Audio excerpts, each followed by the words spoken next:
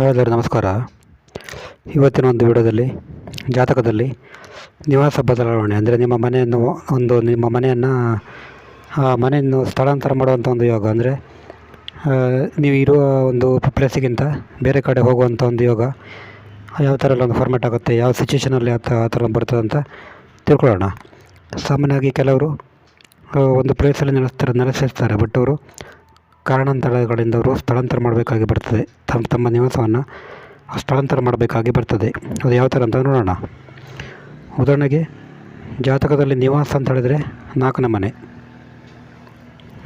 ಅಂತ ಹೇಳಿದ್ರೆ ಅದು ನಿಮ್ಮ ಒಂದು ನಿವಾಸ, ನೀವಂತೂ ವಾಸಿಸುವಂಥ ಒಂದು ಸ್ಥಳ ಅಂತ ಹೇಳ್ಬೋದು. ಇದರಲ್ಲಿ ಒಂದೊಂದಾಗಿ ಚೆಕ್ ಮಾಡೋಣ. ಇಲ್ಲಿ 7ರಲ್ಲಿ ಏನಾದರೂ 4ನೇ ಮನೆ ಅಧಿಪತಿ ಇದ್ದರೆ, ಇಲ್ಲಿ ಉದಾಹರಣೆಗೆ ಇದು ಲಗ್ನ ಅಂತ ತಿಳ್ಕೊಳ್ಳೋಣ.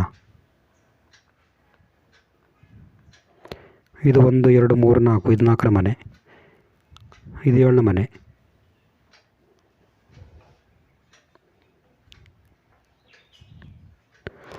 ಇಲ್ಲಿ 7ನೇ ಮನೆಯಲ್ಲಿ 4ನೇ ಮನೆ ಅಧಿಪತಿ ಏನಾದರೂ ಇದ್ದರೆ, ಉದಾಹರಣೆಗೆ 4ನೇ ಅಧಿಪತಿ ಯಾರಾಗ್ತಾರೆ, ಇಲ್ಲಿ ಶುಕ್ರ ಆಗ್ತಾರೆ. ಇಲ್ಲಿ ಏನಾದರೂ 7ನೇ ಮನೆಯಲ್ಲಿ ಏನಾದರೂ 4ನೇ ಮನೆ ಅಧಿಪತಿ ಬಂದಾಗ ಅವರು ಮದುವೆ ನಂತರ ಸಂಗಾತಿಯ ಜೊತೆ ಸ್ಥಳಾಂತರ ಆಗ್ಬೋದು, ಜಾಗ ಪ್ಲೇಸ್ ಚೇಂಜ್ ಮಾಡುವಂಥ ಸಾಧ್ಯತೆ ಇರ್ತದೆ. ಇಲ್ಲಿ ಲಗ್ನ ಅಂದರೆ ನೀವು, 4ನೇ ಮನೆ ಅಂತ ಹೇಳಿದ್ರೆ ವಾಸ, 7ನೇ ಮನೆ ಅಂತ ಹೇಳಿದ್ರೆ ಸಂಗಾತಿ. ಇಲ್ಲಿ 4ನೇ ಮನೆ ಅಧಿಪತಿ ಶುಕ್ರ 7ನೇ ಮನೆಯಲ್ಲಿದ್ದಾಗ ಮದುವೆ ನಂತರ ನೀವು ಸಂಗಾತಿಯ ಮನೆಗೆ ಸ್ಥಳಾಂತರ ಮಾಡುವಂಥ ಚಾನ್ಸ್ ಇರ್ತದೆ. ಮದುವೆ ನಂತರ ನೀವು ಸ್ಥಳಾಂತರ ಮಾಡ್ಬೋದು, ನಿಮ್ಮ ಪ್ಲೇಸನ್ನು ಚೇಂಜ್ ಮಾಡುವಂಥ ಸಾಧ್ಯತೆ ಇರ್ತದೆ. ಇದು ಪ್ರಮುಖ ಒಂದು ಅಂಶ. ನೆಕ್ಸ್ಟ್ 7ನೇ ಮನೆ ಅಧಿಪತಿ ಏನಾದರೂ 4ನೇ ಮನೆಗೆ ಬಂದಾಗ, ಈ 7ನೇ ಮನೆ ಅಧಿಪತಿ ಯಾರಾಗ್ತಾರೆ, ಇಲ್ಲಿ ಚಂದ್ರ ಏನಾದರೂ 4ನೇ ಮನೆಗೆ ಬಂದಾಗ ಇದೇನಾಗುತ್ತೆ ಅಂತ ಹೇಳಿದ್ರೆ, ಮದುವೆ ನಂತರ ಇವರ ಜಾತಕರ ಮನೆಗೆ ಸಂಗಾತಿ ಬರ್ತಾರೆ ಪರ್ಮನೆಂಟಾಗಿ, ಇಲ್ಲೇ ಫಿಕ್ಸ್ ಆಗಿರ್ತಾರೆ ಅಂತ ಹೇಳ್ಬೋದು. 7ನೇ ಮನೆ ಅಧಿಪತಿ ಏನಾದರೂ 4ನೇ ಮನೆಯಲ್ಲಿದ್ದಾಗ ಸಂಗಾತಿಯ ಮನೆಯಲ್ಲಿ ಇವರ ಸಂಗಾತಿ ಈ ಜಾತಕರ ಸಂಗಾತಿ ಫಿಕ್ಸಡ್ ಆಗಿ ವಾಸ ಮಾಡುವಂಥ ಒಂದು ಚಾನ್ಸ್ ಬಹುತೇಕ ಇರ್ತದೆ. ಇದೆರಡು ಮೇನ್ ಪಾಯಿಂಟ್. ನಂತರ ಬರೋದು 4ನೇ ಮನೆ ಅಧಿಪತಿ ಏನಾದರೂ 12ನೇ ಮನೆಗೆ ಹೋದಾಗ, ಇಲ್ಲಿ 4ನೇ ಮನೆ ಅಧಿಪತಿ ಬಂದುಬಿಟ್ಟು ಶುಕ್ರ, ಇದು 12ನೇ ಮನೆಗೆ ಬಂದಾಗ ಇದು ಖಂಡಿತವಾಗಿ ಫಾರಿನ್ ಸೆಟ್ಲ್ಮೆಂಟ್ ಸೂಚಿಸ್ತದೆ. ದೂರ ಸ್ಥಳದಲ್ಲಿ ವಾಸ ಅಥವಾ ಫಾರಿನ್ ಸೆಟ್ಲ್ಮೆಂಟ್, ದೂರ ಸ್ಥಳದಲ್ಲಿ ನೀವು ಫಿಕ್ಸ್ ಆಗ್ಬೋದು. ನಿಮ್ಮ ಮನೆಯನ್ನು ಬಿಟ್ಟು ದೂರ ಸ್ಥಳದಲ್ಲಿ ಅಥವಾ ನೀವು ಫಾರಿನಲ್ಲಿ ಕೂಡ ಸೆಟ್ಲ್ ಆಗುವಂಥ ಒಂದು ಚಾನ್ಸ್ ಇರ್ತದೆ. ಇದು ಬಹುತೇಕ ತುಂಬ ಚಾನ್ಸ್ ಇದೆ. 4ನೇ ಮನೆ ಅಧಿಪತಿ ಏನಾದರೂ 12ನೇ ಮನೆಗೆ ಬಂದಾಗ ಫಾರಿನಲ್ಲಿ ಸೆಟ್ಲ್ ಆಗುವಂಥ ಚಾನ್ಸ್ ಇರ್ತದೆ. ನಂತರ ಶುಕ್ರ ಏನಾದರೂ 12ನೇ ಮನೆಯಲ್ಲಿದ್ದಾಗ ಕೂಡ ನೀವು ಬೇರೆ ಸ್ಥಳಗಳಿಗೆ ಒಂದು ಸ್ಥಳಾಂತರ ಆಗುವಂಥ ಚಾನ್ಸ್ ಇರ್ತದೆ. ಇದು ಐಷಾರಾಮಿ ಜೀವನ ಕೊಡ್ತದೆ ಮತ್ತು ಫಾರಿನ್ನಲ್ಲಿ ಸೆಟ್ಲ್ ಆಗುವಂಥ ಚಾನ್ಸ್ ಕೂಡ ಇರ್ತದೆ. ನಂತರ ಇಲ್ಲಿ 12ನೇ ಮನೆಯಲ್ಲಿ ರಾಹು ಬಂದಾಗ ಕೂಡ ಹಾಗೆಯೇ ಫಾರಿನ್ನಲ್ಲಿ ಸೆಟ್ಲ್ ಆಗುವಂಥ ಒಂದು ಚಾನ್ಸ್ ಇರ್ತದೆ.